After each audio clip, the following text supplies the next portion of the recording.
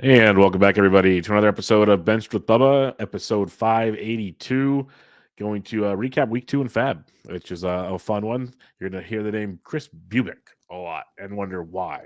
And we're going to talk about that. We're going to talk about a lot of recent news because if you didn't get a good shortstop or aka a healthy shortstop, T's and P's to your fantasy team and much, much more. So to help me break all this fun stuff down, a friend of mine, a friend of the show, he's been doing amazing work. He doesn't want me to probably say this stuff, but I've even texted him that I think his stuff is outstanding right now.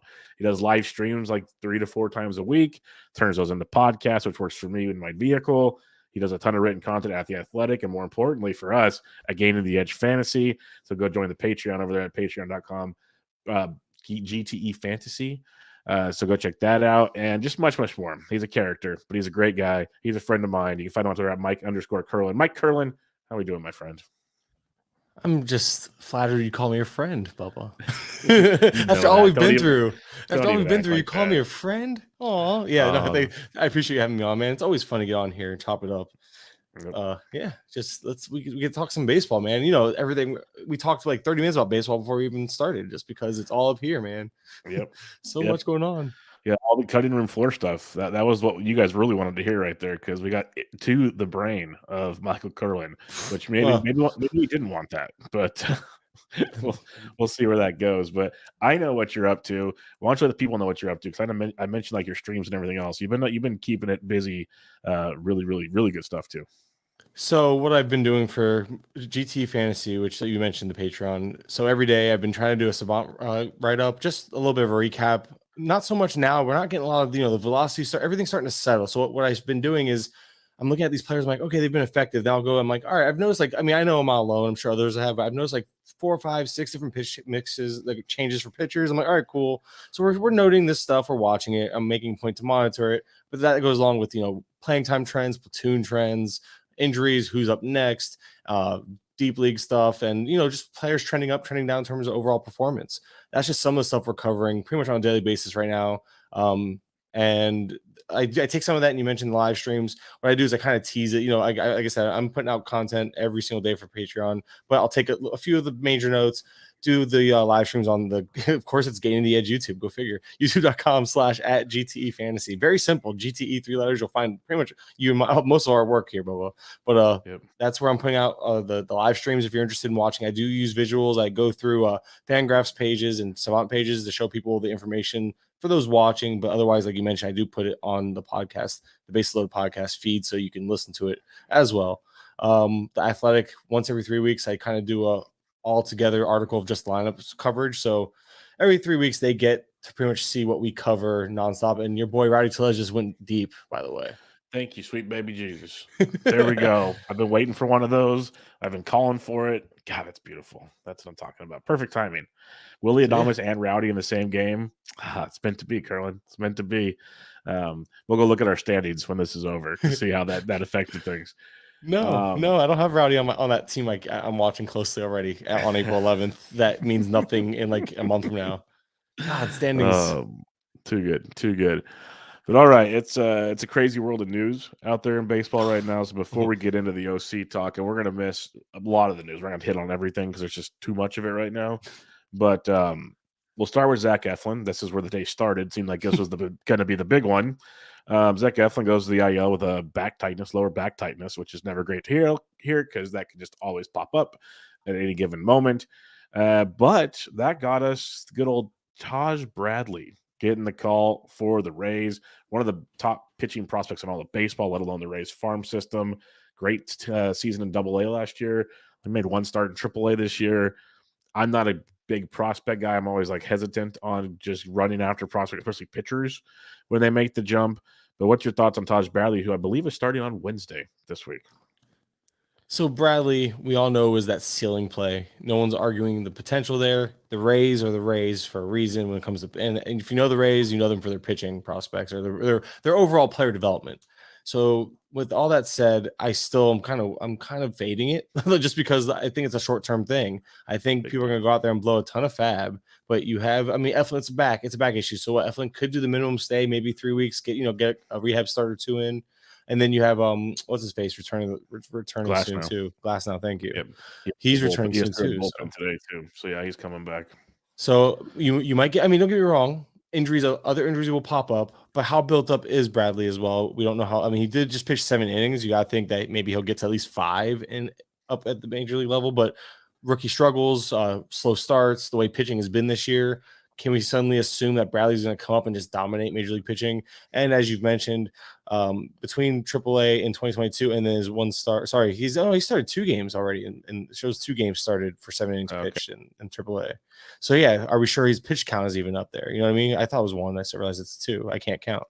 But I guess the point being though, mostly is the fact that we haven't really seen him had that upper, like that high tier of success in the minors, in the upper minors in AAA, because like even in 22, like as we mentioned, the strikeouts dipped, and then the ERA was high 3s, but underlying indicators suggest he was more of a mid-4 pitcher.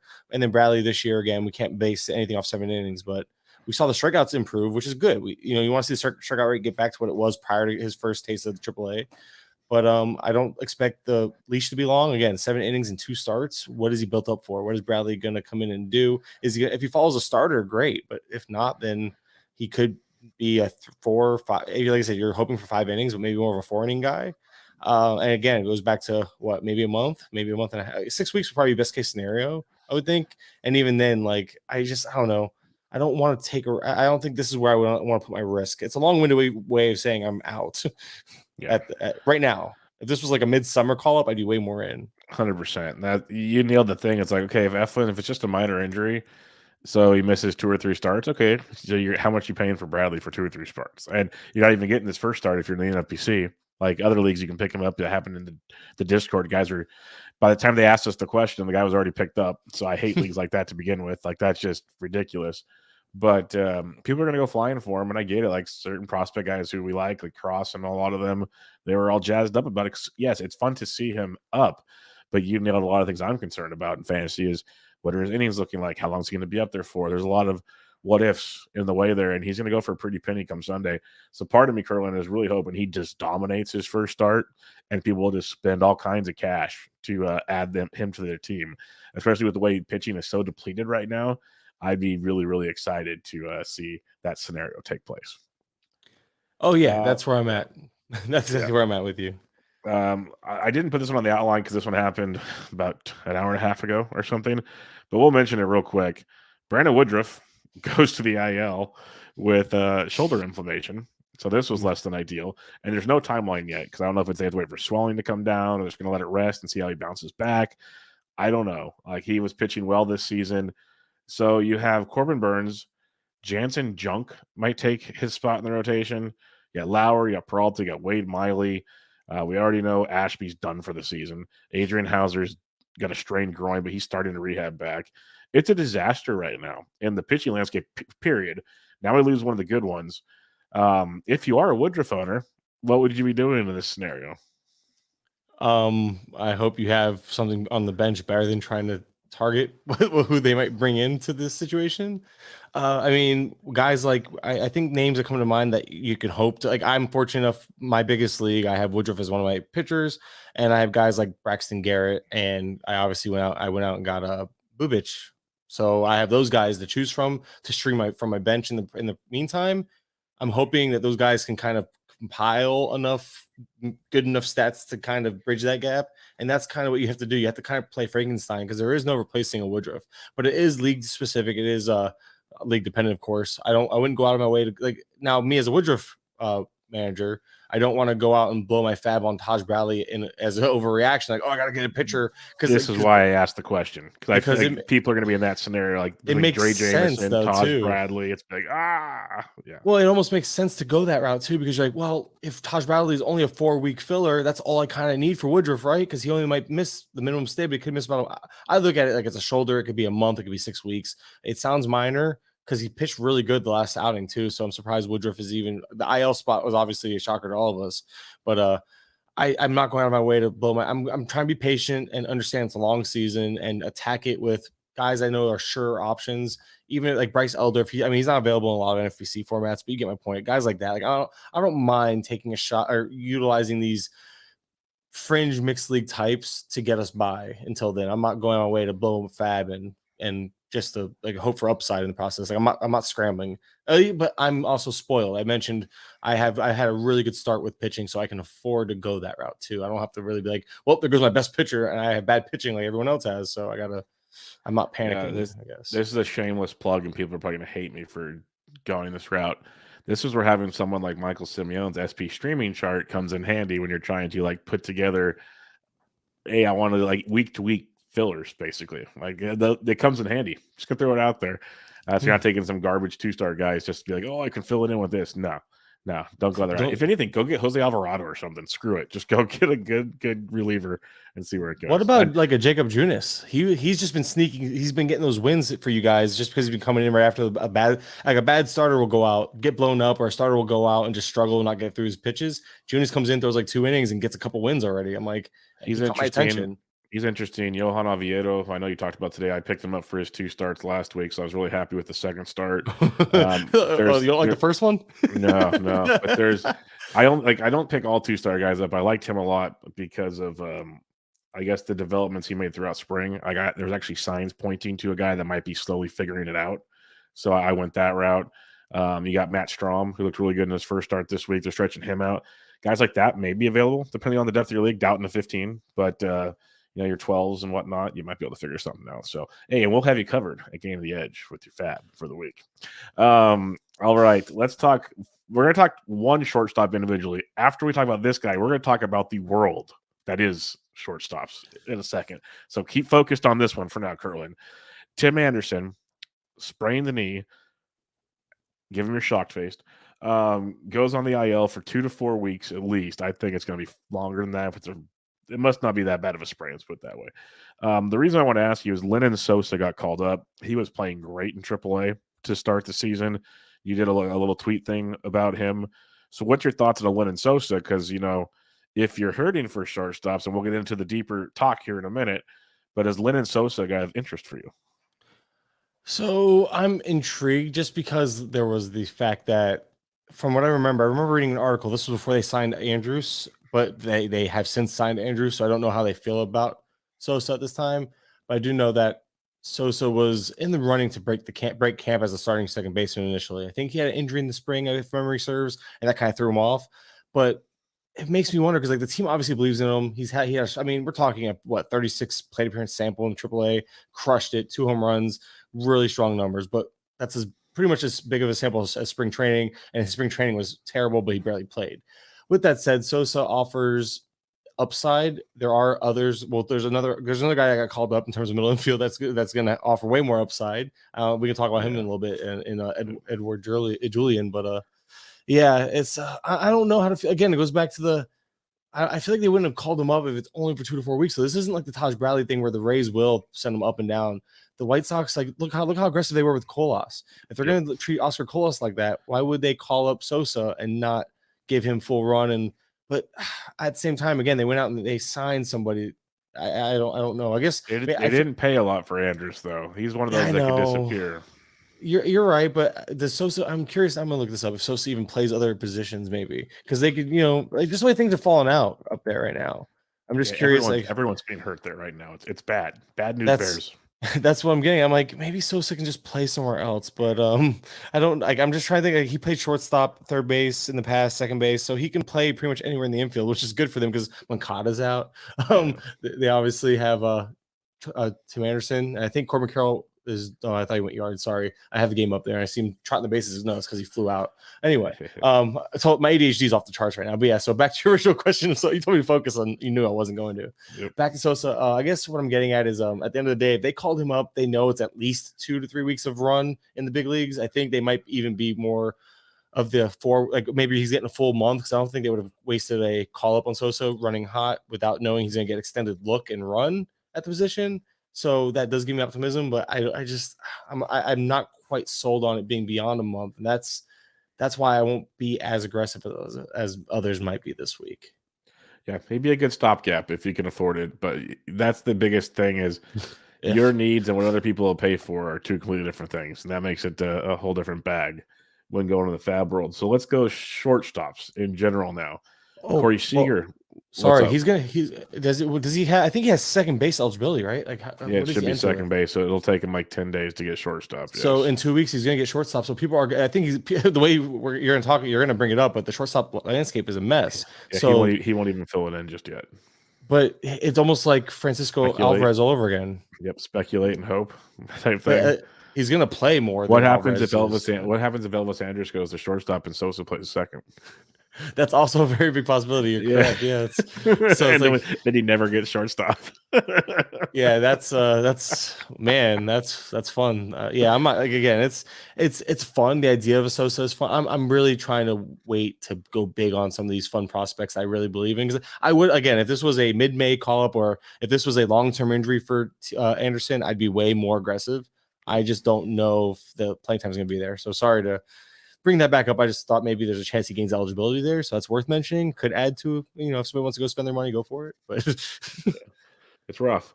So yes, the shortstop landscape. There's been a lot of injuries. O'Neal Cruz obviously gone for 4 months at least. There comes a point where I'd be surprised if we see him, except for like maybe parts of September, like type thing. His future is a little more important. You have Corey Seager left with a hamstring injury today. That's never good because Corey Seager likes to do stuff like that. Dansby Swanson left with cramps, apparently. I saw that from a beat writer, and then Dirework in our Discord mentioned it was cramps because he was standing in the hospital while his wife was having knee surgery all day, and he wasn't properly hydrated. That's the report that came out. Seems a little odd to me, but okay. So that's just a few of them. There's a ton of shortstops that are out. It's getting bad and really bad. So how are you looking at this situation? Because I know we need one on one of our teams. So how are we doing this, Kurland? If you can get Orlando Arcia, just be a little aggressive this week, I guess. But yeah, what's even in shallower formats? We talked about 12 teamers. There's really not much out there. Shortstop was a position a lot of people double tapped. A lot of people made a point to get at least one good one with upside for their bench. Even guys like Bryce Terang, who have shortstop eligibility, are already scooped up. So we are looking at guys. It goes like the list I put out on Twitter was like Kyle Farmer, especially if Correa's out. Miguel Rojas, just because he exists. Geraldo Perdomo actually has a little bit of upside. There's a little bit of a swing, like a change in approach I've seen early on in his profile, but again, so early, it's hard to say. But looks like Perdomo at least has the strong side of a platoon. A guy I do like more than most probably is Jose Barrero, just because he's been playing plenty. Newman hasn't really been a factor, and Barrero gets to call Great America Small Park his home. So that's kind of like the upside play. Rodolfo Castro, he kind of has a cult following in fantasy circles, and he's going to play more shortstop with what's his face out, O'Neal Cruz out. And then Gio Urshela, if you're in a super deep league and you have to, like, Urshela should probably get shortstop eligibility probably by the end of the week if Rendon plays enough games, because Urshela is going to scoot back over to shortstop. I think tonight made 5 starts. So those are just some of the names. If you want to get cute, remember Kevin Smith, the I like spring training darling of last year. Yeah, he's back up and he played shortstop the last 2 nights. Don't know how long. Playing good in AAA for Oakland. A small sample, but he was playing pretty good. I know, but then he came up and I think he went 0 for 4 with 3 strikeouts last night. I haven't checked tonight's box scores yet, but I had that game on most of the night. I never heard his name mentioned, and there was a lot of offense. So yeah, I watched him. I put that game on for a little bit before I got busy. I saw him strike out. I was like, oh, that's Kevin Smith. I know. Yeah, so it's weird, man. He's just one of those guys that hasn't been able to make that like success in the minors translate. But overall, he is a name. I guess it's one of those things where you're looking for anybody with potential, and he kind of pops out as somebody with potential, but not a guy I'd be going more than like $5 to $10 on if I can avoid it type of thing. Just if you're trying to go for upside, that's kind of an upside play. But I'm sure somebody will throw 15 at him or something stupid, especially if he hits a home run or steals a base before now and Sunday. Forgive me if you said it, but I think Rodolfo Castro's an easy look too. He'll gain shortstop. So I called him a cult following. Okay, Castro, sorry. Because no, that's fine. Oh, I throw out like 5 names. I didn't give you any opportunity to actually speak. Well, I was loading. I was trying to load something for my. I loaded up one of my OCs, and I was looking at roster rates for shortstops with 12 teamers, and players. Arcia's 68%. Then there's a giant cliff. So you have like Enrique Hernandez, who's hitting like a $111 or something. Edmundo Sosa, Kyle Farmer, Geraldo Perdomo, like you mentioned. Yeah. Wow. Kevin Newman. Here, I'm gonna pull up my main, and I'm gonna go Like look at the this is explanations here. horrific, dude. I'm going through like Jose Barrero is 0% rostered. You got that going for you. But yeah, this is going to be brutal come Sunday if you're needing a shortstop. JP Crawford is available in my 15 teamer. He plays every day. If again, I'd swipe him up so fast, even just to block somebody. that's the thing. It's like, Mauricio Dubon. He's right. Here's the thing about a lot. He's playing a lot for Houston. He's also hitting. He's hitting like 300 early on, Yep. like over 300 early on. He has where is it? Trying to see weekly. He's bat 375 last week. He's hitting 600 this week. Obviously, what 1-2 games. He's gonna give you a little. He's not gonna give you much in terms of juice, but he's gonna play as of right. But that's the thing. Right now, he's gonna play. You know what I mean? Yep. Like if he struggles, he won't be playing. It's just it's terrible. You get Brantley back. You get Altuve back. You get some of those players back. You also everything. A 3-game like rough patch, and next you know Hensley's back in there too. That's another thing. That's another issue. Would you think about possibly? It's early to stash him, but like say you're an O'Neill Cruz manager, and these are the options we just talked about. Would you consider stashing Luis Urias, or it's way too? I think it's way too early probably at this point. But he's available in most places, and you're gonna be without a shortstop for a while. Would you? That's probably like 2 weeks from now. You start looking at that. I know, but it's one of those things where it's like, do you try to get someone will do it? Far? Someone will do it for like $1 this week. That's the thing. It's $1, and if you need that roster spot, he's droppable again. That's why I'm just looking at. I know it's not the worst thing you can do. I know it's early. I don't think you should do it, but it's just I'm looking at this. I'm looking at this list of players, and that's kind of what's sticking out to me right now. It's so bad, and it's weird because like in years past, everyone talks about how deep shortstop is and all these things in draft season, but then even this year, people started to kind of catch on to like. There's like a top tier, and then it just falls off a cliff. Like there's options that you could live with, but it just falls off a cliff. And right now, some of the top tier guys are falling off the cliff with them, and that's what's making it very tricky. Like O'Neill Cruz, Seager, you have potentially Swanson. We'll see how that plays out. Tim Anderson. These are all dudes that were on top of the cliff, not off of the cliff. And so there's like 6 left standing right now. It's literally Hunger Games at shortstop. So we're gonna have to see how that one plays out, but and there will be like Julian, I believe, will have shortstop once he gets officially. He has to play a game for the NFBC to put him on. We'll see what they do with Lennon Sosa, but I'm pretty sure he's just going to be second base to start with. Keep an eye on guys that are getting eligibility because that's starting to come up. Vargas got his at second base on Tuesday, and a few other guys. So maybe someone's going to sneak in a shortstop for you and make you feel a little better about life. So we'll see. Julian has second base eligibility on NFBC right now. Ooh, so that'll sting as well. Fun. Yeah, I had to look that up. Yeah, I had to look that up. I'm like, so Edmundo Sosa season, baby. If only he. I don't know why are they playing Cody Clemens over him? That's a whole nother discussion. I guess. Yeah, that's a whole nother discussion. That's ridiculous. That's just bad teams being bad teams is what that's called. Because the Phillies aren't that bad of a team. Let's go to the Tyler O'Neill conundrum. I just kind of picked random things to talk about outside of the main news, but Tyler O'Neill angers his manager, who at this rate, if he keeps trying to be Mr. Tough Guy, is probably going to get fired by the All-Star break because he has a great roster that he's finding a way to run into the ground right now. Tyler O'Neill obviously did not quote-unquote hustle on a play and got thrown out at home. But then if you watch the film, the guy should never have sent him at third base to begin with. Like there was a kind of let's take some accountability on the coach's side of the situation. And then he aired it out in front of everybody in the media. And that cannot make Tyler O'Neill or any other player actually pretty happy about that, knowing that if I screw up, it's going to get aired out too. That's not how things go. So that's a whole nother conversation. But Tyler O'Neill goes to Coors. He sits against a righty, gets to play against a lefty because of some shenanigans. He's really in the doghouse right now. And this is not good, Mike. So how are we going about it's hard to drop Tyler O'Neill, obviously, but it's hard to start him as well.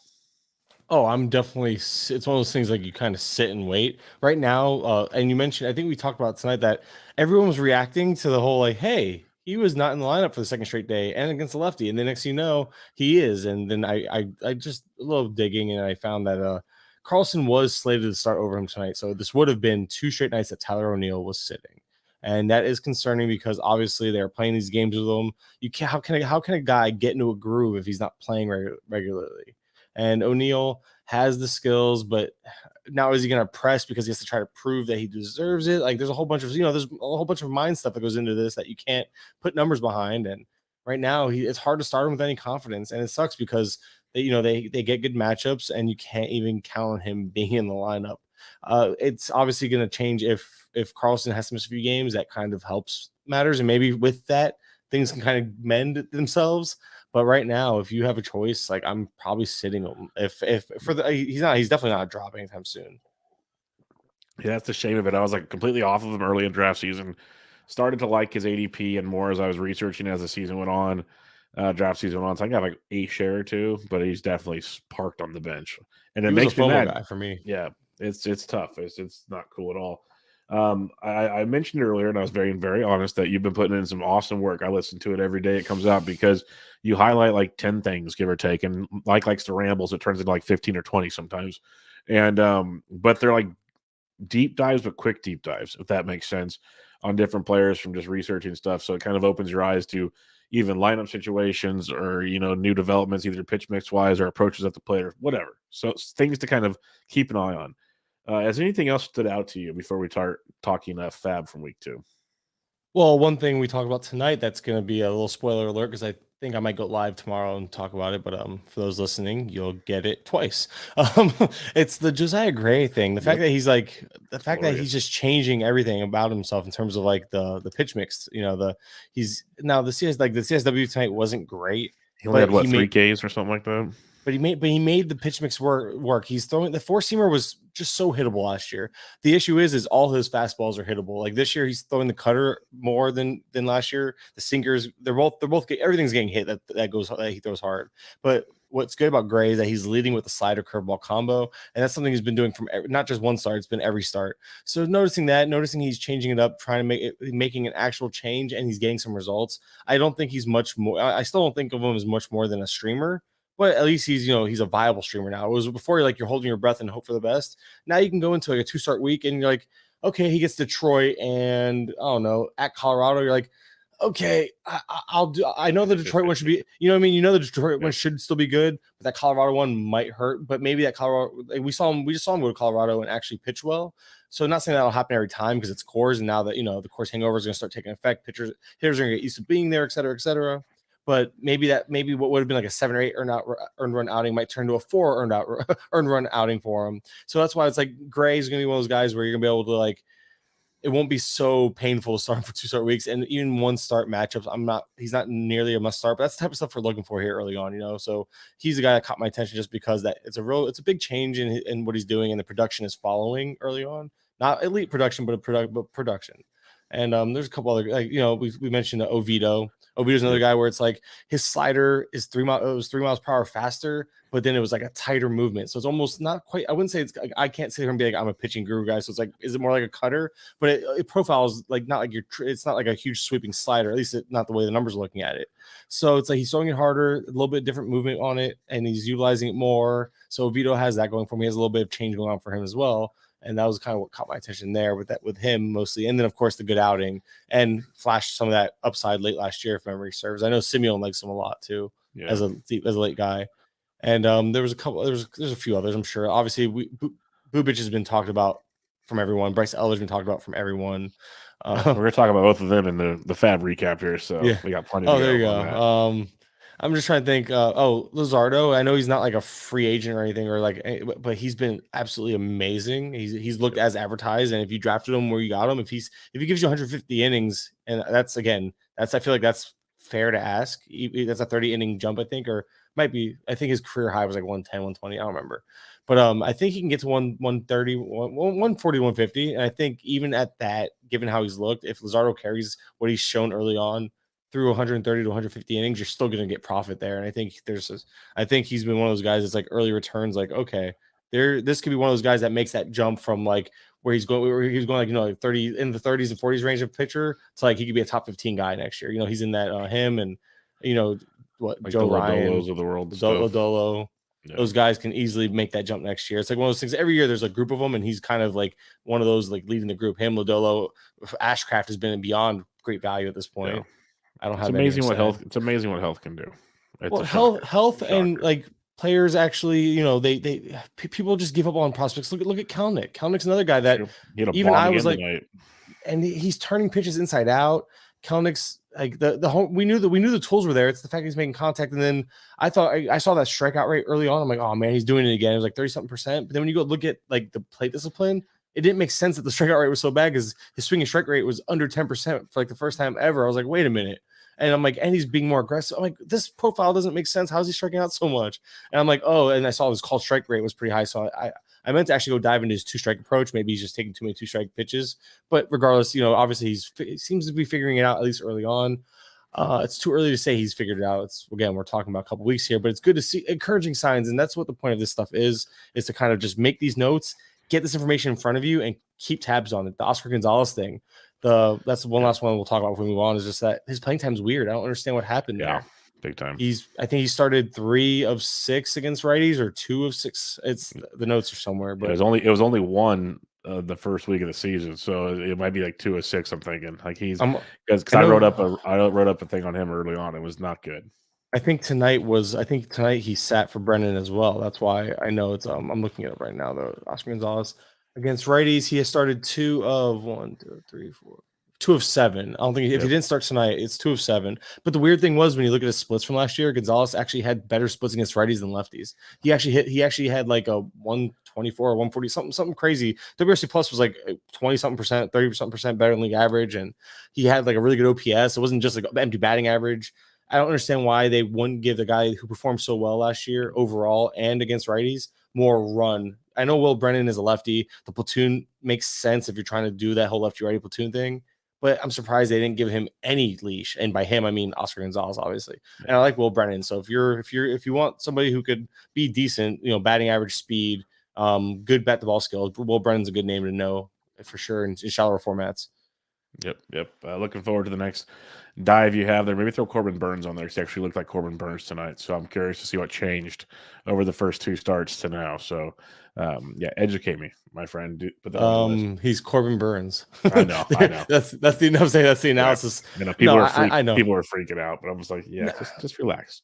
I get it because it was the first, the fact that it went back to the second half of last year. I understand there's lingering things, but it's almost like it reminded me a lot of Woodruff of last year. Remember Woodruff came in, struggled like crazy for like a month or so, and then had a huge, great finish of the year, and he was a 2nd-round pick again, or 3rd-round pick, wherever you got him. But I think Burns is going to be. It was too early to. I didn't get a lot of Burns anyway. I was on the Cole side of things anyway with that discussion. So anytime a pitcher fell to me in the first round, I ended up getting Cole every time. So I can't even sit here and get mad. If Burns sucks, it's probably better for me in the long run anyway. But I think it's too early to worry about a lot of these guys. 100% on board with you on that one. All righty, everybody. Let's talk week 2 NFBC FAAB. We always talk OCs on the show, 12-team leagues, to get you ready and see if maybe they're available in your formats that you're drafting, to see if they are worth the money. And the best part is the range and prices in those OCs that just make you want to pull whatever hair you have left on your head out. The most added player in 392. No, that isn't all game styles. It reloaded on me just like it did to you, Kurland. The most added player in 170 leagues, as high as $194, as low as $1. This is a fun one. $194 for Brian Anderson, Mike Kurland. For the Milwaukee Brewers, he's moving over to third base with a Luis Urias injury. I've written about Brian Anderson way too many times this week between FAAB columns and risers and fallers and whatever else you want to call it. I know too much about a man that I never want to draft, and he's playing great. I'll be honest with that.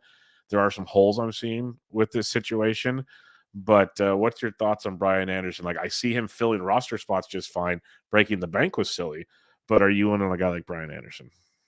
So Anderson just has a soft spot in my heart because I've been in on him for like 3 years now, just as a Marlins fan, because I always thought he had something, always thought there was something there, untapped potential. Just that Brian Anderson was just always like a solid. He always had one of those just the way his profile. Sorry, he always had one of those. Brian Anderson always had a profile I really enjoyed. It was almost like his name was just boring and bland. It was such a solid, safe name, such a solid, safe profile that went with it. Injuries ate him up. That ballpark ate him up. And then you see him have a really good spring, and that carried over. And then, of course, he follows that up, the strong week and a half or whatever week with what entering tonight. He actually went on a 0 for 11 run. Yep. And then didn't see that coming. Oh, sorry. Oh, no, if you include tonight, 0 for 14 now since after that really hot streak. And I think there's a happy medium here because I don't think he was as good as advertised, obviously, but I don't think he's actually. The problem is I think he's more 15 team relevant than 12 team is what we're getting at here. I understand chasing. I really do, but not for the price that it costs. So, or at least cost the one guy who spent like 20% of his FAAB on him. But yeah, I don't want to talk bad about people. I'm just I do. I'm just being honest. I do it tongue in cheek. It's complete sarcasm every time because people have their reasoning for doing things. But one of my biggest hesitations on Brian Anderson, not just because a guy with like a 60% hard hit rate and 35% barrel is not sustainable, obviously, but the dude is striking out over 30% of the time as well. So he's got like a bunch of swing and miss going on there. When he puts the ball in play, it was thumping. There's a lot of things going on there that you're like, okay, regression's going to hit. It's going to suck, but eventually it'll even out, like you said. And this is the guy we'll get. It'll be like a 250, 260, probably 260 hitter, give or take. Hit you maybe a home run or two every couple of weeks. That's the dude. So more 15 team, like you said. It's just nice. He has that third base outfield eligibility, which is tremendous. That's a big plus. I think it's good in a 12 that could be useful as a bench piece. Like obviously in NFBC, where like right now, if you had like for me, I had Max Kepler go down after that Monday game last week. So for 3 days, I had to take a 0 and then I had an outfielder on my bench to plug in. Brian Anderson makes sense for the NFBC. I mean, we're talking OC, so that's still NFBC formats. Yep. He makes sense to have as a bench piece for that purpose to keep you from getting zeros because taking zeros like a Brandon Woodruff for the week really hurts. Yep. Yes, it does. I'm not hurting at all. I'm not in pain. You look great. You look great. I'm happy. The second most added player in OCs this past week in 152 leagues, as high as 310, as low as $2. I'm always a fan of the ones that didn't go for a single dollar. That's fun. It is Francisco Alvarez of the New York Mets. He made his second start of the season on Tuesday night, went 0 for 4 with 3 more strikeouts. He now has 5 Ks in his first 2 games. He's got 1 hit to go with it. They're not playing him every day. They said that before the FAAB period happened, and no one believed it, apparently. Buck Showalter's old people, and this is what they do. They want Nito, his quote-unquote experience and defense out there. He said it to the media, to the world, to hear, and people didn't believe him. So what's your thoughts on Alvarez, who I believe if he played full-time could be a top 10 catcher, but I don't know when we're going to get that. So the good news is that he has 2, starts at catcher. He needs 8 more. And if the early indication in terms of the usage is meaningful, that is concerning because we're talking 3, maybe 4 starts in a week if you're lucky. Yep. So and you paid 2 to 3 up more weeks before you get that eligibility. That's what I'm getting at. Unless, maybe like an extra inning game, he comes in off the bench and, all he has to do is make an appearance. I'm pretty sure that counts, right? Like just making an appearance. So he can sneak it in there. But with that said, I mean, people right now, you paid this price for him to sit on your bench for 2, maybe 3 weeks. And then Alvarez has maybe on the high end, if you're lucky, 6 more weeks before what's his face returns. So Omar Narvaez. So I'm wondering, and obviously with them, it was the comments. The comments kept me off of them. I didn't bid this heavily on them. I understand it because, heck, I think I mentioned I'm rostering Jake Rogers in the league. That's to give you an idea of like how useful it would be to have a second catcher like a Francisco Alvarez.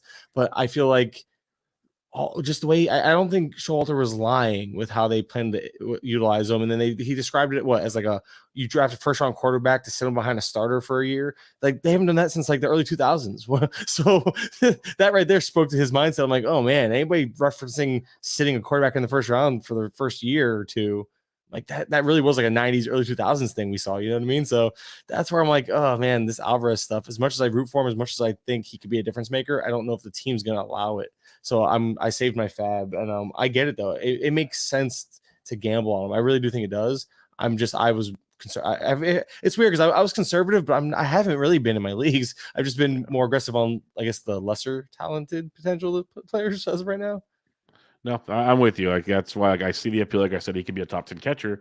I just don't know if they're going to play him enough to be a top 10 catcher. And that was where I'm just like, I'm out. I'm fortunate where I didn't really need a catcher anywhere either. So that made it a little easier. I know you said you had Jake Rogers. I get it. But that's what makes it tricky. Like I've seen non-NFBC leagues, like Logan O'Hoppy still out there. Please go pick him up, people. Like, what are we doing? I think I wrote about him. He was still like only 40% rostered in Yahoo over the last week. I'm like, what are we doing? So yeah, there's certain formats where you don't even need to really worry about Francisco Alvarez if you don't need to. Let's talk about the third most rostered player. This is a good one. Bryce Elder, 150 leagues, as high as 136, as low as $1 before he got picked up this past week. 6 shutout innings with 6 Ks against the Cardinals. He backed it up with 6 1/3 shutout with 7 Ks against the Reds. We've seen big boy stuff from Bryce Elder. The pitching staff for Atlanta, Dylan Dodd got sent down. Schuster's been bad. Kyle Wright returned, not great. 4 runs, I think, in 4 innings, 4 walks, 4 hits. He's still kind of trying to figure it out, hopefully get some velocity going. We'll see. Max Fried just going to throw off a bullpen on Tuesday, so hopefully he can come back within a week or so. We'll see. So they need Elder right now. They might need him for a little bit longer than people think. So what's your thoughts on this Bryce Elder edition? I like it. I think it was a smart play. It was one of those things where if you were pivoting from like a Bubic type, like the big name again goes. I've mentioned that guy like 15 times on this podcast already because he was the hype machine that it was. But Elder was kind of overlooked in the process, and although he did, garner some pretty decent sized bids in leagues, he wasn't the highlight. He wasn't the main target for a lot of people. But what you're seeing with Elder is interesting because he is utilizing the slider more this year, like 15% more almost, give or take, while a little less sinker. So there's a little, what I'm getting at is there's a little bit of a pitch mix change going on already with him, reversing the slider usage, throwing it the most compared to the sinker last year. And with it, though, you're seeing Elder have a career best. Again, we're talking 2 starts here, 12 innings, but the K- walk rate is showing early improvements, 19.6% with a 28.3% K rate type of thing. So it's like he's really getting some decent strikeouts. It's the ground ball rate's 50%. So you like seeing that he's keeping it on the ground a lot as well. So when he is allowing contact, it's likely on the ground more at least 50% of the time is on the ground. But obviously there's some stuff like the strand rate's going to go up. It's 100%. You can't keep that. The ERA 0. So, but even if you look at underlying metrics outside of xERA, if you look at FIP, xFIP, and Sierra, they all suggest one suggests he's a mid 2s ERA, but I would say that the 3.53 xFIP and the 3.6 Sierra for Elder are more likely. And I feel like, and those are still 2 of the higher end numbers here. Even if you regress to that, that's such a strong back end of your rotation type. And if some of the strikeout gains are legit here for Elder, then he's more than just an innings eater for you. So Elder has appeal. And there's a little bit of early changes going on in the pitch mix, which could be an indication or at least a reasoning as to why he's finding the success he is. Just something to keep in mind. Not saying again, where it's too early to say this is definitive and this is definitely happening, and there's definitely like a one for causation here, and all that. But it is something that's like at least there's a little potential reasoning behind the success. Not to mention playing for the Braves, that win potential adds to his appeal for fantasy. So there's that. Yeah, I was a big fan of Bryce Elder. I'd not get him anywhere because I'm always just too cautious in my bids at times. So people get a lot of guys that I probably should be more aggressive on. It's just something I'm working on. I'm trying to get better at it, but I like Bryce Elder a lot. He even pitched well in the postseason last year. We've seen it come through this year, and I think they're going to need him for a bit, like I kind of said earlier. So this is going to be an interesting addition. A player I did grab, I believe, we'll talk about our ad drops later, was the 4th most added player in OCs. Anthony DeSclafani picked up in 146 leagues, as high as 155, as low as $4. He got they put some respect on Disco's name. I honestly, with you mentioned Bubic, there's Elder. I was putting bids in for Disco thinking he'll be so overlooked, like no one's going to care about Disco in a 12-team league. I was wrong, apparently. He's pitched great over 6 innings in most start, 1 run total, 7 Ks against KC, who's a place to stream against, folks. They are horrible and strike out a ton right now. But Disco's looked really, really good to start out. We've seen these type of things happen with him, and then he, gets tired or hurt, and the wheels come off the bus type situation. But for now, I'm riding it out because the Giants have a weird thing going on with some of their other pitchers, with Mania and some other guys are kind of doing like piggyback. And was supposed to be with Disco, but Disco's pitched too good to make that happen. How are you foreseeing this DeSclafani thing? So, me and people who follow my work at all know I have always been a sucker for Anthony DeSclafani. One of my first articles I ever wrote in terms of like just somebody sorry, I'm watching that game too. I saw the home run. I just didn't see who hit it. Baby. Oh, that was another guy that I actually was in on, but not bid enough to get. I wrote him up in the NFBC deep waiver wires. He has a very, very promising schedule coming up, folks. 2 juicy lefties in Detroit this weekend. Enjoy. Yeah, not to mention he's just like he's playing been part every of this game whole. between Well, like third through that fifth. kind of caught me off guard. The fact that he's batting in the middle of the lineup, but I guess they Yep. kind of need some righty bats in the middle of that lineup. They can't have all the Righty lefties. power. Yeah. But sorry, I Oh, back to digress. back, back to Yes, back. Sorry. this is glorious. This is Anyway, glorious. Giants back are to opening up a whoop ass on the good old Dodgers. So have fun with that. Brandon Crawford, days of the past. Sorry. Yes. DeSclafani. is this all happening against oh no, this is Phillips. Not even May Phillips. anymore. Yeah. Non-safe situation. Enjoy, folks. Don't you love that? Anyway, so this Tony Disco, always been a fan, huge fan. One of my first ever write-ups of a starting pitcher, like a deep dive article. If I go back and find it on Fangraphs was it not Fangraphs, Fantrax. Yeah, I never wrote for Fangraphs. They denied me. It worked out all right, but yes, they denied me. What was I saying? So anyway, with Tony Disco, the thing about him early on, he's just like Mania. You're seeing some velo increase. You're seeing the sinker up a 1.1 miles per hour. The changeup is also up. But secondaries, changeup like a secondary being up isn't always a good thing or doesn't always matter. But with it being up, there was a change in some of the movement on it. I believe that's what caught my attention with it. Yeah. So with his changeup, he's getting less horizontal movement and more vertical movement. I believe. Yeah, a little bit, like 2 more inches of vertical drop and less sweeping motion. It's weird. It's so he's throwing it harder and getting a different movement profile on it, which kind of just found that interesting. And then of course the pitch mix change for Tony Disco. He's throwing the slider more, the sinker more, and the changeup a lot more, while cutting the four-seam fastball use by nearly 10%, and the curveball dropping it off like almost 9%. So again, he's focusing more on a 3-pitch mix, throwing at least all 3 at 16% of the time or greater. Meanwhile, last year, Tony Disco threw 4 pitches at least 13% of the time. So he's kind of like refining it, just like, because he's always been a guy, Disco's always been a guy with like 4 or 5 pitches he could throw, and tinkers with a sinker. He added a sinker a few years back, and that's fast. The 4-seamer was never really a good pitch, and last year it really wasn't good either, with a 1,444 slug on it.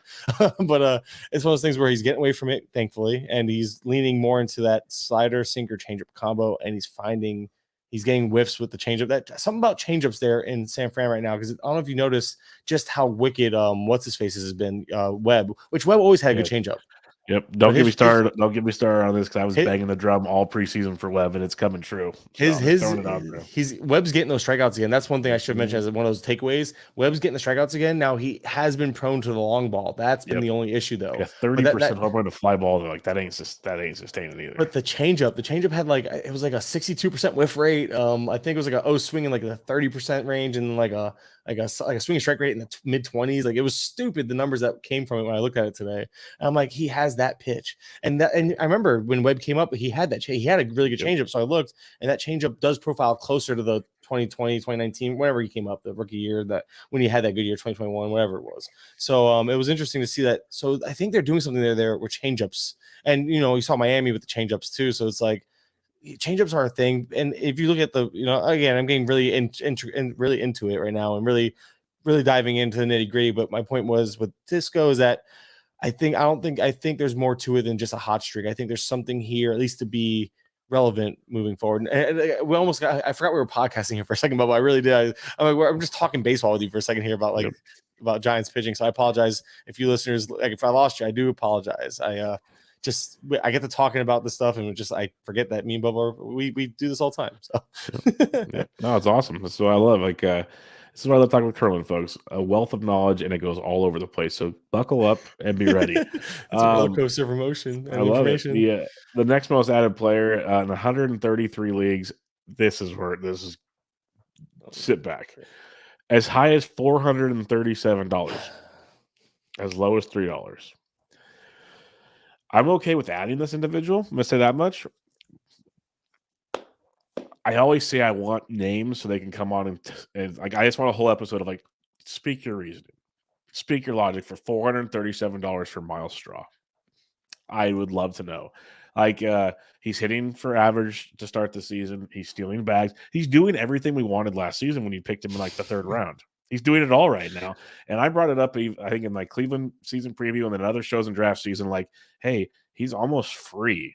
Why are we not taking a chance on a free Miles Straw, who, even if he's half the guy we hoped he would be last year, that's a pretty good free pick. Like, we could live with that. Probably not super sustainable, but he's walking 19.6%, striking out 19.6. He's doing all the things we want to see from him, and this Cleveland offense is pretty darn good right now. So I'm okay with the pickup. I'm not so okay with 437, but I'm okay with the pickup. So what's your thoughts on Miles Straw? I think you nailed it. Miles Straw, that's we were laughing. We have a good laugh. Big John Legeza, Big John Stud was a straw guy last year.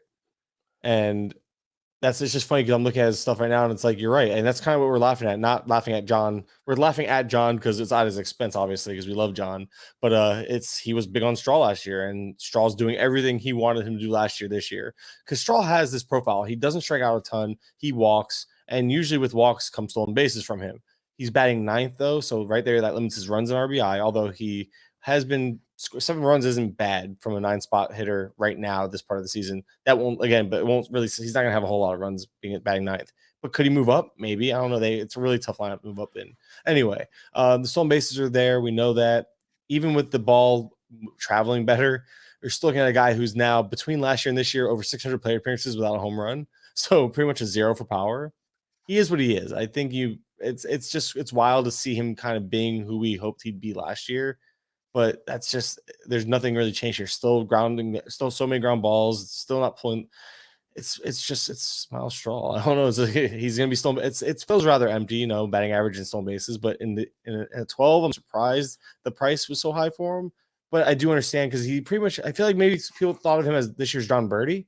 Even though John Birdie could be this year's John Birdie. But John you know Birdie, what I mean? Like John Birdie took Aaron Nola deep tonight. So John Birdie. Well, this is that they're not testing for steroids, right? John Birdie juicing. You heard it here first, buddy. John Birdie's on the juice. You heard it here first. Yep. All right. A couple more. I'm a cherry pick. We're not going to go straight down the list anymore, but some names that I wanted to bring up because they'll probably be available in a lot of people's non-NFBC leagues. So this could be some interest. Chas McCormick was picked up in 122 leagues, as high as 141, as low as $1. He's hit significantly all but 2 games this year, only 250 at average, but 2 homers, 3 stolen bases. And the big thing is he's leading off the last 4 games now, if you count tonight. And that's big. I believe you mentioned this on your show on Tuesday, actually. It was about how Jeremy Pena signed off on it. Because that's what I was wondering. I didn't know that part. I'm like, what in the world is going on? Like Pena and Tucker were going 1-2 for a second. I'm like, the gods are shining down on me finally. And now McCormick out of everything. And if you haven't seen his NFBC picture, folks, please go find it. It's a dude in glasses and a suit. It's like a fraternity picture. He's on the wall in a fraternity hall. So yeah, what's your thoughts on this Chas McCormick thing? Obviously, as people heal up and injuries, disappear for the Astros, he'll probably fade in the light. But for now, he's here. So yeah, Chas McCormick. I chased it last year. I was just a year early. I didn't expect him to be this year either. But yeah, you see what you're seeing is what you're getting. I think this is kind of somewhat legitimate. I mean, the walks are there. We know the walk rate for McCormick is something he's done 2 years in a row now. Strikeouts are a little bit of a concern, but if he's walking at a double-digit clip and keeping the on-base skills even close to it's a 361 OBP. He's never done that at the major league level. So I think it's more of a hot streak, obviously. But we're talking about a guy who's a WRC plus of 114 last year, WRC plus of 108. So he's always been an above average player. I don't see why that if he can keep up the double-digit walk rate while he won't get a good amount of leash at the leadoff spot. The issue is here that Dusty likes to play these games. Like I think McCormick sat like 2 out of the first 3 or the first 2 games of the season before getting some run. It was weird. He does this. He randomly just runs with people that are not the big names. Like if it's a big name, he lets them he plays them in their 5 or 6 games a week, whatever. But anybody beyond that, it's like insert name here for a couple games. All right, 2 games here for Myers, 2 games here for McCormick, and that's what had me off of anybody not in the top 6 or 7 of that lineup, just because he treats that's how Dusty's been treating him last year or so. At least last year was like that. It was crazy. And even early on this year, you saw Hensley. I think we mentioned it with Hensley, Dubon. Those guys, like you'll see Hensley get run, then Dubon's on right now. Dubon's getting the run. So that's what kept. But yeah, McCormick's getting all the run. And yes, I believe it was a thing where Dusty. I read something like Dusty was talked to Pena about it, and they were all in agreement. And I think Pena wanted to move down. Maybe he felt more comfortable hitting towards the bottom or not setting the table. I don't know. Either way, Chas is here to stay as a leadoff guy, all things considered. And again, it goes back to the 3 stolen bases, the 2 home runs. He's doing what you're producing. He's producing, and he's getting plate appearances. And he's getting plate appearances in one of the best lineups in baseball, even with injuries. Chas McCormick, leadoff hitter, you want that as long as he's doing it, just ride it. And when he starts sucking, drop him, because that's what he's an easy drop. He's a very easy drop when things go south. I like players like that. It makes my life so much easier. Trevor Larnach was added in 115 leagues, as high as 200, as low as $1. He's been hitting first, second, and third almost every game, sometimes fourth for the Twins. I just want to get your thoughts on him, though. He's hitting 308 coming into today's action. He's got a home run and a triple, no stolen bases, and he strikes out over 30% of the time. So it's like he's doing some things really well, but there's still a lot of things left to be desired, I guess. So are you in or out? What's your thoughts on Larnach? Larnach, I'm pretty in on him, just because, again, the cost to acquire prior to this week would have been a lot cheaper and has been rather cheap. And it's tough with him in shallower formats, because you mentioned it's kind of right now he does have a 308 batting average, but it's with a 458 BABIP. So if you want to just look at something as simple as that, you realize there's regression to do there. You mentioned 30% walk rate, but also a 30% strikeout rate for Larnach, but a 15% walk rate. So what, 45% of the time it's a walk or a strikeout for him. He's pretty much a 3 true outcomes guy. It feels like he's like. And then you go look at if you look at the underlying numbers, you notice for Larnach, it's not really a lack of contact issue. Yeah, he's a little worse than league average with swing strike rate, but his O swing is like it's like 9 points better than league average. His contact rates are lower than average, but he's swinging 10% or 9% less than league average. So it's a passivity thing. It's not necessarily a bad eye, which is, I think that's always encouraging, because people just see strikeout rate and think that the guy swinging out of his shoes and can't hit. Partially, but not as much as you might think, especially considering Larnach's ability to, identify balls outside the zone and stuff. He's never been a guy who chases. He has had some swing and miss and swing strike issues, but I think it's just, again, I think it's more of a passivity thing. So the strikeouts, you're going to have to learn to live with them. Batting average won't be a strength, but we're talking about a guy who legitimately has like big time power upside. He is going to be a guy, though, I think in shallow formats where you'll find yourself benching him, especially when as players return. If he doesn't pick it up or even continue producing, Larnach's going to be a guy who slides down that lineup, who might start platooning again, or even lose playing time as this team gets healthy. Because they have Gallo coming back, that's going to come off the IL eventually. Kepler, Polanco is going to come back, which pushes Nick Gordon into the mix. Kirilloff just started a rehab assignment today. Kirilloff's going to go to first base, which puts Gallo back into the outfield. Michael A. Taylor, who has a really good glove, and they might value that. I don't know how long. That's why I'm saying it could be. I think Larnach's going to be given every opportunity to succeed, especially right now when there is literally nothing stopping him from playing every day. But if Larnach can't take advantage of that, then I think the leash will be short as they get healthy. So that's where you got to watch it. Short term, in the immediate future, I do like what we're seeing here. I do think there's upside, but be aware that there's also there's a reason why. There's a reason why he hasn't really been fantasy relevant since wasn't he a former top prospect too at one point? Yeah, he was one of the top picks at Oregon State the same year as Nick Madrigal. Yeah, they were teammates at Oregon State. So yeah, those guys have worked out great. Yep, they've been phenomenal. Pac-12, baby. All right, the last individual I'm going to ask about tonight. There's a bunch of them. It's an interesting pool in 12 teamers, but I have to get the opinion of one Mike Kurland on Kris Bubic. Everybody. Picked up in 108 leagues, as high as 137, as low as $1. He's looked really good in both starts, sliced and diced the Giants in his last outing. I've seen some very smart pitching people just talk about his mechanics, his pitch mix. There's a lot of things that stand out. What are you seeing when you dig in, and are you buying into this? Because the hardest thing for me is with a lot of these Royals young pitchers, you hear all the pedigree coming through the minors. Like, okay, I'm in. He comes up and just completely destroys your team. He's done it a few times. So it's like, I need to see more of this, and it's going to be too late because by then he'll be gone everywhere. So how are you looking at Kris Bubic? So I look at Bubic I feel like he's a little bit of a lottery ticket in deeper formats. I was a little aggressive on him. I got him for a very nice bid of 69 even. Nice. In my because I'm a giant child. Of course, I had to bid that, and I won, so I'm happy. But because they had the fact that his name is Bubic. And so it kind of just the immaturity. A little secret. You want immaturity. Myself and Joe Pisapia, we were doing a DFS show the first year Bubic came up, and we didn't know how to pronounce his name because he just got called up. And it turned into about a 30 to 45 second Kris Bubic. Like it was just like 2-year-olds on the microphone. we got paid for that. So yeah, pretty fun stuff. That's always fun. Hey, if you can get paid to be, I do it for free. So yeah, if I can get paid to be a fool, it's great. Yeah. But so it's one of those things where I'm looking at him, and again, it goes back to you see guys like Lance. I see Lance notes. I'm trying to remember his last name. Smarter, way smarter dude than me when it comes to pitching. I can't Lance Brosdowski. That's how Thank I you, learned about the Brosdowski. Bubic thing. A couple of things. First, I want to shout out Lance. I remember Lance when he first started, like basically doing any content period for fantasy and regular baseball. Guy has always been a genius. If you go way back in the archives of this show, he's been on a couple times. But now he's like on the marquee network for the Cubs. He was in the booth tonight. They have a special, like, it's their version of like a StatCast show on the side. He was doing that. He did some spring training games. And I know where Kurland's going. Like, I have my alerts on because he's every morning tweets out like kind of things on starting pitchers. And I'm not a starting pitching guy, but I'm trying. Like, that's one of my weaknesses I've said forever. I'm trying to learn it.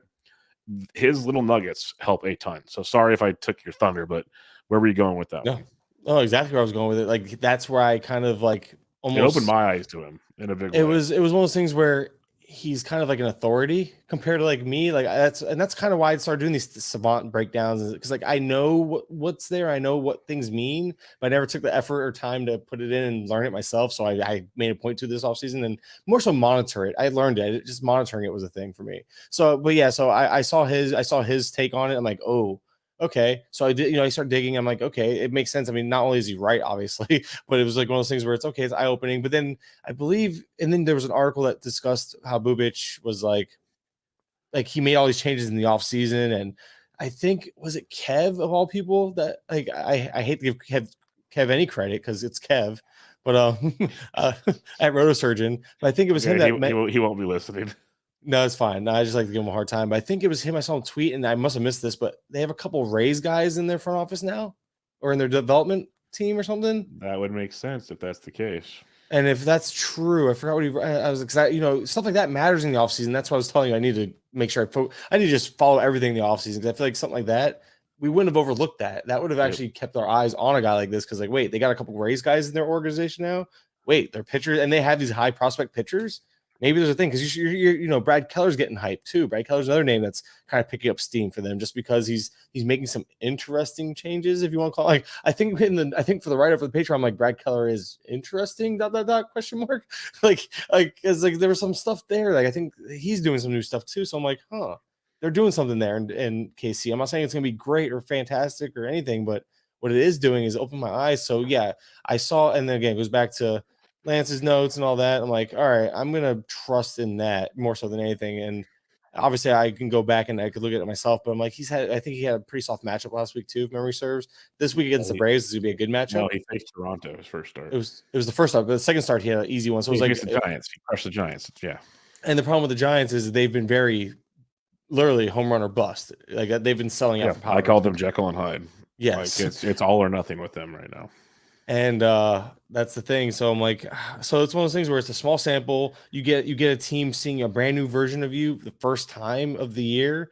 Yeah, that's that's not really fair. The Blue Jays didn't have a chance to adjust yet. Teams are going to start adjusting. This is where it gets interesting. This third start against a team that's hot like the Braves, if he can go in there and even give up like 6 innings, 3 earned runs, I'm even that much more in. So he's a guy that, like, you can't wait and see with how fantasy is these days in most leagues. So he's a guy that I definitely went out of my way to make sure to acquire, because I think in a deeper format, he has the potential to be at least difference making in the fact that he could be good in all categories but wins and really give you a boost off the bench. Meanwhile, in shallower formats, he could be a guy that you pick up the stream, realize, oh, he's really good. Now you're streaming him off your bench for matchups or 2 starts. And he has a potential to be a guy that you're kind of like set and forget type. And I think it's hard to identify those guys this early, but I think Bubic has that type of potential. But at the end of the day, it's still a Royals pitcher, and I'm always skeptical. Yeah, that was my problem. Like, it could happen, but as a combination, we got him in our little league we did together. In our OCQ, that's fine. But like that's in my OC, I know. I'm sitting there, it's like you've seen the bids vary too. Yeah, they vary a ton, so that's the fun. Speaking of bids, let's recap our FAAB from week 2 before we get into some listener questions here. So, if you got yours up, the floor is yours. If not, I'm ready to rock and roll if you need me to. So let me know, my friend. I'm pulling them up. Here we go. Perfect. I got them.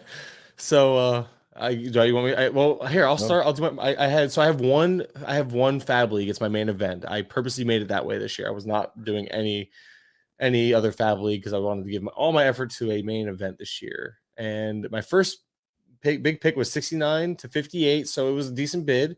It was my Kris Bubic pick, which we talked about, so you can go next. I don't need to elaborate anymore on that. Nice. You have one pick. That's it. No, I have multiple. Oh, you want me to go? I wasn't sure if we were alternating. Okay. Go through all of them. The second one was Braxton Garrett. Dropped Cutter Crawford. Cutter Crawford gave me a decent finish to that 2-step. Started off bad, but 29 to 20. He's into AAA, so that worked out pretty well for you. Yeah, I did overbid 29 to 8 because in a 15-teamer, I look at Braxton Garrett and I'll just discuss it real quick. I think we saw last year kind of that floor. He's kind of that solid back into your rotation type, a guy you plug in. I actually streamed him this week over Bubic. And I actually spent more on Bubic. I have Bubic on my bench because the Braves matchup scares me. So I put Braxton Garrett in because I know he's going to make at least one more start. But my big thing, the reason why I went a little more aggressive on him is I do think he's going to stick to this lineup because I do think if somebody gets sent down, it's going to be Cabrera, especially if Cabrera goes. I think he's pitching tomorrow. If he goes out tomorrow and walks the yard again, there's no reason why they're going to keep him up. He has been so bad with the control, hasn't been able to get anything going. Garrett was fighting with him and Trevor Rogers for a final spot. Now Garrett and Cabrera have one option left each. So one of them's getting optioned and going to probably stay down for a little bit. And I think the safer option would be to, get Cabrera more reps in the minors. This is my 2 cents on the situation. So that's why I'm a big Garrett fan. I know Bloomfield is, like, we've preached about him. Yeah, if you just want to talk about better pitcher for now, it should be Garrett on paper. Yeah, I just don't know how the Marlins are going to treat it because, again, Cabrera is more so if Cabrera if Cabrera goes out tomorrow and doesn't walk everyone, I think then there's more of a discussion. But if Cabrera goes out tomorrow and walks 5 again or walks 4, has really bad control, I think there's a really strong chance he's the one that gets sent down when Cueto returns. Which I don't know why Cueto is getting in the way of any of these guys pitching, but I don't make these decisions as much as I wish I did. And then one guy I spec'd on, I was a little aggressive, and I think I got scared. So I a little bit of wasted FAAB here. Don't do what I did. Trevor Stefan, I believe it is how you pronounce it, Stefan, for the Guardians. And a lot of it goes back to, even though what's his face, Emmanuel Clase looked really good the other night, his velo was still down. The fact his velo is down like 1 to 2 miles per hour most nights. I think a couple nights it's now the weather could be playing a part in this. But we're talking the velo down 1 to 2 plus miles per hour across the board for Class A. We're talking about bad control. And this was after starting the year. The first night or the second night he pitched, Class A had really good velocity and really good stuff. And then from there, it was like 2 straight starts of like really bad velo and got his velo back up a little bit. Then velo boom back down, really bad control. I'm like, so I took a shot. I think I'm gonna end up dropping them this week, but 19 to 5. So I really that's where it's like, I shouldn't have bid that high, but I really wanted to get that spec. But Estevez got saved tonight, made me feel a little happier. Because I have Estevez on this team. Jake Rogers swapped out, and the last 2 were I swapped out Jake Rogers for Campusano. Needed a catcher that gets more plate appearances, and Connor Capel because Seth Brown went down with an injury that day, and now it sounds like it's a grade 2 oblique, so Capel's gonna get some run on the strong side of a platoon. A little bit of batting average, a little bit of speed there, and he stole base for me tonight. So I started him this week for the over. Who did I start him over? Nick Gordon. The matchups for Capel were actually better on paper. Dropped Will Benson of all people, a guy who was like big upside guy I took. So those are my ad drops for the week. I like him. I'm happy with them. Yeah, I like it. Great lot. It's a 15-teamer, by the way, for people interested. Main event. I go through my 3 OCs as always. First off, in my first OC league, I didn't add him, but Mitch Keller went for $121. Runner up a 31. They really wanted that 2-step, but he's actually looked decent. Well, it looked good too. I was like, he looked pretty good though. So I'm gonna let that one slide for now. But I like him. I just wouldn't have spent that kind of money. So my ads, I added Kyle Gibson. I dropped Sir Anthony Dominguez because I'm just pretty sure I don't know what's going on in Philadelphia. But a 12 team, I'll take the chance there. Kyle, and Kurland, I don't know if you listened last week, but I think I had all of my bids go unopposed last week in all 3 leagues. This is 12s in a nutshell for you. So Kyle Gibson drops for Anthony, $13, no opposition bid. I added Dre Jameson because I'm a huge believer in Jay Jameson. I hope he gets a run here. Drop Jared Schuster because he stinks. 12-0, no runner up. And then I added Alec Burleson because of the Coors start to the week with Newt Bar out until at least the second half of the week, if not the whole week. Drop Dylan Dodd, $9, $4 runner-up bid. So I got 1 runner-up bid in that deal, but again, not breaking the bank. OC2, we had Andrew Chafin went for 122 in this league. which might actually pay off the way things are going. So then he just got saved the other night, he's right? got a second save. Yeah, that one can be good. So in this league, I got Alec Burleson, dropped Brandon Belt, $9, no opposed. Added Jose Alvarado, dropped Johan Oviedo, who I only wanted for the two-step, $7 winning bid opposed to $5. So people did like Alvarado. And then I got David VR, dropped Jared Schuster, $6, no backup bid. I told you I practice what I preach with VR, folks. I'm a big fan of what we got going there. And then in OC3, Alec Burleson, this one was fun. Dropped Avi Garcia, which hurt to do, but in a 12 team, he's a drop. $16, $15 runner-up bid, so that one was nice, very nice. David VR dropped Danny Jimenez, 13-0, because I really needed a third baseman, so I went. He wasn't even my first option, so that's where we went there. Yeah, that's about it. No one really probably cares about my barf league or my other leagues, but I got Alec Burleson pretty much everywhere. Let's just put it that way. That was kind of the gist of the situation, and he's a guy that I have zero problem dropping next week. That's the beauty of it. That's why I didn't break the bank. He came to the team, did our damage, we go home. That's the beauty of streaming certain positions. Now I gotta ask you about 12s real quick. I know we're running long. I apologize, Bubba, but I'm curious. First off, why do you prefer? I actually wrote this on the sheet and I took it off because I wanted to just get your honest opinion real quick. I don't want you to prep. Why do you prefer 12s? Will be the first question. Oh, it's a combination of I like to have fun when I play fantasy baseball, and so I like to have options available on the waiver wire when I'm going to make moves type thing, because that does not exist in a 15. That's not true. We have Jose Barrero. Yeah, I rest my case. I also like to the other part of the fun factor is I like having a team that looks like it can compete instead of like, oh God, can Jose Barrero actually do this for us type situation. Hey, you don't want to start Connor Capel and every time you see stolen base, it's like, oh, so rewarding. Come on. Like in a 15, if you had O'Neal Cruz in a 15, it crushes your team, like destroys your team. Not when a third of the teams lost their shortstops. Yeah, well, true. But in a 12, you can work around it type situation. Where in a 15, you're just gutted, and that makes it challenging. Some people might just say I'm being lazy. That's an option too. I just like to have fun. I like to be able to make moves and like feel comfortable instead of just like dirty about it. Like I just want to enjoy fantasy baseball without having to like, I've done stuff with Toby for so long, and hearing the amount of work and time he puts in, and I'm seeing what you're doing with yours, and you just have one league. He had like way too many. I don't have that time. I just don't right now. So 12s works a lot better for my wheelhouse. Oh, it's all good. It's all about preference. I'm not here to judge you for being lazy. I mean, for your preference, but in all seriousness, I was just curious because I don't think I've ever had this discussion with you. Because I see, for me, it's the other way around. I enjoy the 15s because I look at them as a challenging aspect to try to get those diamonds out of the rough. You want to outgrind the others to win.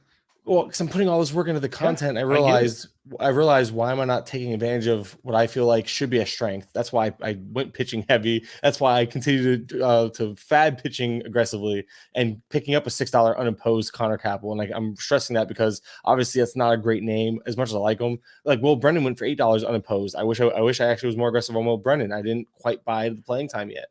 So me being the playing time guy, I missed out on a guy that I actually like more. I like Will Brennan more than Capel. And I missed out because I didn't quite buy it on Sunday night. And now I'm realizing maybe I should have bought it. But yeah, so it's one of those things where I enjoy this game. I enjoy these little like, all right, cool. This is happening. And it's to each their own. That's I guess the bottom line, like I've always said forever, and like the ITL boys, Bogman and Welsh, are great at it. This is supposed to be fun. So pick whichever format is fun for you. Yeah. Like whatever you want. So yeah, I agree. No, that's why I like. No, it's a great question, and it's why I like 12s, and that's why I like talking with people that do 15s because it brings all the different angles to the table, and then you have Simeone who's just lazy.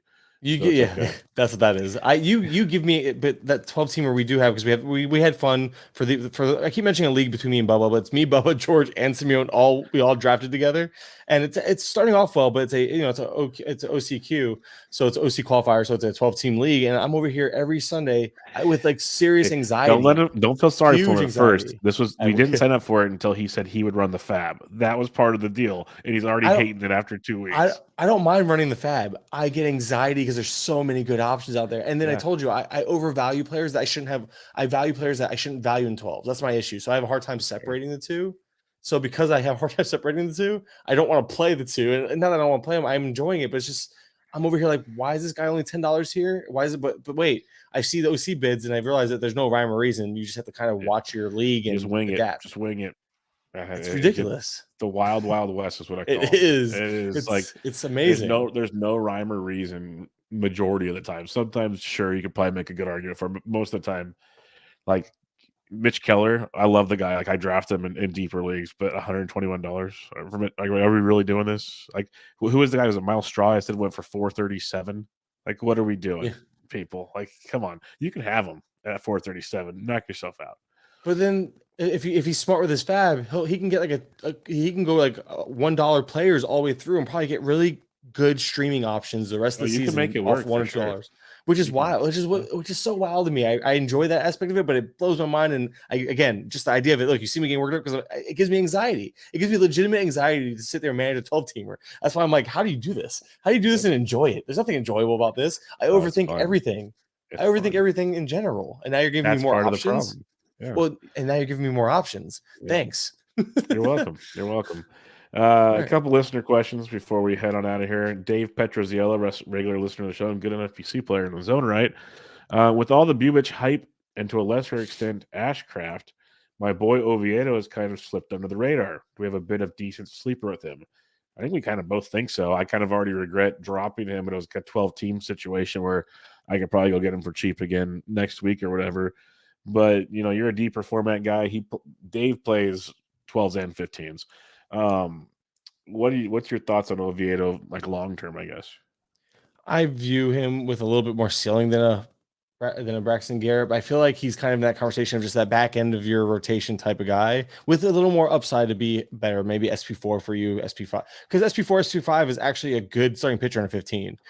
But Oviedo's just I'm not sure. Like it's also the team context, right? So Oviedo playing for the Pirates, you're not getting a whole lot of wins there, and that's kind of a big deal for fantasy. The ballpark should play to his strengths though, so it helps him. And again, we mentioned some changes in the pitch mix, but I don't know. I mean, there's a path for like right now he's a 3.18 ERA, but he can easily be a 4 ERA guy, and he's not striking out a whole lot of guys. He's never been a big strikeout guy outside of a few flashes here and there. I think Braxton Garrett is a fair comp in terms of like expectations, bad team context. He's not negative in ratios and he's not a strength in strikeouts. Like it's not a bad guy. I think there's maybe more upside for strikeouts than I give him credit for, but I don't know. I think he's just kind of solid, safe in those deeper formats. He actually he didn't get picked up in our league last week. 12-teamers, baby. You're welcome. No, our league, or I meant our league and my main event. I don't think he didn't get. I think he's still available. Which again, he becomes more intriguing when a guy like Woodruff goes down, and I'm over here like, oh, do I need a pitcher? He can be a fill-in for sure. And that's what I'm getting. And he's very matchup dependent. That's why he's in that streamer category. I think for both formats. I think the only difference is in a 15, you would try to stream him from your bench because there is a little room. There's a little potential for popping. And that type of stuff will keep a player on your bench longer than a 12, where like what you did, dropping them makes sense. I get there's upside, but I don't know if there's gonna be enough upside for staying power in 12s. Yeah, he's a guy that in 12s, there's a lot of guys you'll see you could add drop throughout the entire season, and it works out. Like you literally have the roster spot for like 4 guys. You just rotate around and see what happens. And he's one of those for now. Maybe I'll regret it, but for now, I'm totally cool with it. Yeah. Next question we have here is from @JohnRussell215. Brent Honeywell, Sir Anthony Dominguez, Ronaldo Lopez. Who has the best end of season numbers and saves holds leagues? I would have told you this before the season started. It's Ronaldo Lopez. Yep. I don't think there's much debate there between the two of us. Yeah, the dude's pretty legit. And yeah, I would go that route. Now, and then I'd have Sir Anthony over Honeywell. As great as the story as Honeywell is, but that's kind of where I sit on that one. Well, I want to root for Honeywell, so I'm going to say Honeywell just because I've been chasing that dream for like 3 years in DCs, and he always ends up with a season-ending injury. So the 1 year I have like none. I think I have 1 share. He's going to pitch all year and be an amazing middle reliever. And yeah. The sack @StickandBall0 says, guesses on when Brendan Fott is up. I don't know, man. It's Dre Jamerson season for now, but maybe a month. It just depends on when the next injury comes down, I guess. I wonder when his Super 2 date is or whatever that is. I've seen some dates like in early June for a lot of guys, so I could see that being the worst case scenario. But I feel like a May call up makes too much sense for him. Like, what else is it? As long as he keeps performing, of course. I know he had a kind of a rough first outing. Second outing was better, but Zach Davies is down. You have Mad Bum, who's just terrible. He needs to get taken out back. That's what he needs. If you're a Yellowstone fan, he needs to go take a ride on the train. That's what he needs. Taken out back. I knew I caught that first reference. I actually need to watch Yellowstone. My wife and I have it on the to-do list. But so good. It's baseball season, and oh yeah, you don't get much done right now. No, you're done. I mean, I might get a divorce out of it. I mean, what? Seriously, call me. What'd you say? I said, call me. Oh yeah, you might know someone can help me. Yeah. We got one last question here at Dap Scout. This is a fun one because he's tweeted this out to us about an hour before the Woodruff news came down. Since I have great luck at jinxing whoever I pick up, which player should I target to ruin it for the rest of the season? Yeah, so I gave him.